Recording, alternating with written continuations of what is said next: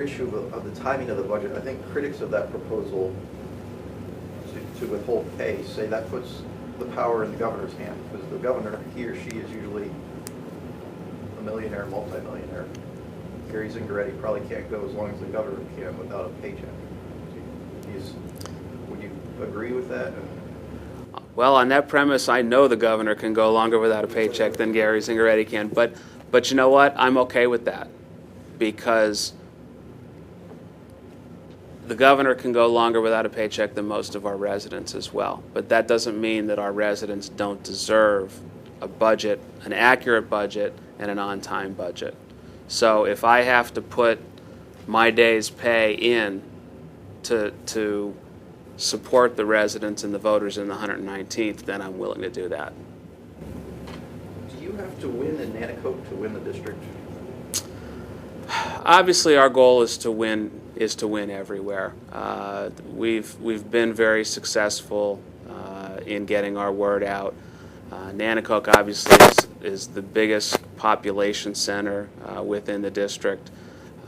I think the winner of Nanticoke clearly has a leg up, but I think even a strong second place finish in Nanticoke is probably enough to remain in the game. But obviously Nanticoke is an important area, as are several others. But we're out, we've been to every municipality in the 119th, and will continue to be between now and May 18th. Did I read correctly that you intend to keep the district office in Nanticoke? Yes, I have made that commitment. I think that's where it belongs from a twofold reason. Just from the geography of the district, it is kind of an odd-shaped district, as many of them are, but it's as centrally located as you can get in the district. It's also, again, the highest population base, so chances are folks who would want to find the high percentage of the folks who might want to find the district office could be coming from that Nanticoke area. But from a consistency standpoint, people are used to Nanticoke is where the district office is. And I think that to make it as seamless as possible, the transition for the residents on the 119th is important.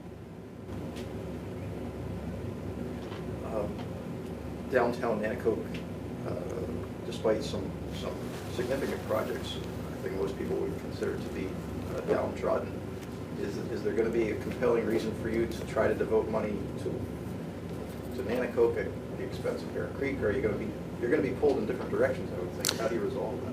Well, I like to say I've kind of been pulled in different directions as a supervisor. We've got 70 square miles in Bear Creek Township, so we've got people with very diverse interests and different needs, and we've been able to manage that. And the way you manage that is through valid planning, valid long-term planning. You can't look at everything in just the two-year cycle as a state representative. You've got to take it more in the context of, well, what can I accomplish in the next 10 years, in the next 5 years, for the entire 119th district. There are significant needs and projects over in Edwardsville with Main Street, Bear Creek with sewers. You can go around the community. Hanover Township has sewer issues. Every municipality has their issues, and it has to be a balancing act.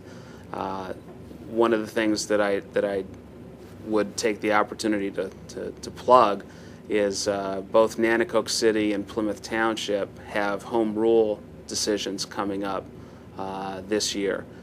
And I've spoken to elected officials in both communities, and I've been at their meetings, and home rule for those two communities is huge right now. They need to adopt home rule in order to continue their migration from status as distressed communities without having to increase property taxes significantly, and they're getting that word out to their residents.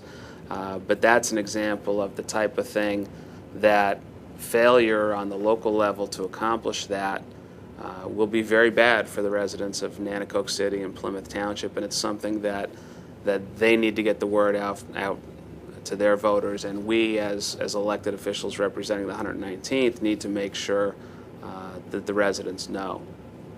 And You talk about a long-term plan.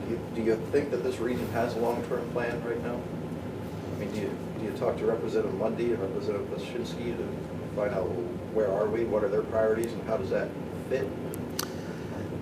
I think there probably is a long-term plan. I have not spoken to Representative Mundy or Pashinsky in terms of what their plan is and what their plans are. Most of my stuff has been done via research of what's publicly available. There is certainly a plan by, the Democratic and Republican caucus in terms of planning for the state and what the key issues are for them.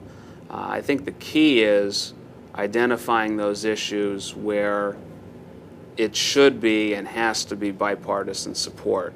That we may differ, Democrats may differ with Republicans on how we get to certain issues and which issues are priority issues, but it's hard to think that we'll find anyone who would disagree that economic development is a key, job protection is a key, protecting our watershed and monitoring the Marcellus Shale drilling in the state is a key. These are things that clearly are bipartisan, and if they're not, then that's something that needs to be addressed with the legislators who may see it differently. We may have different opinions on how we get to the solution, but we remain focused on getting to that solution.